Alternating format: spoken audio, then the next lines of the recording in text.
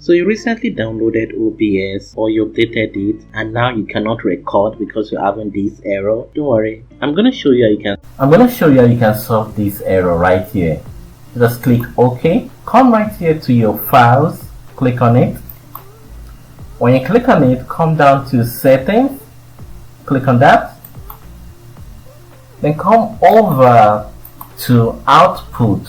Once you come over to output, come over to encoder, click it and change it to software X264. Change it here, then come down here and change it to. Once you're done, apply it, click on apply, then click on OK. Automatically your problem will be solved. So let's go ahead and test it. And you can see right here we are recording. So that's how you can fix that error. If this video has been useful to you, please go ahead and subscribe to my channel for more videos like this. Check out this video right here.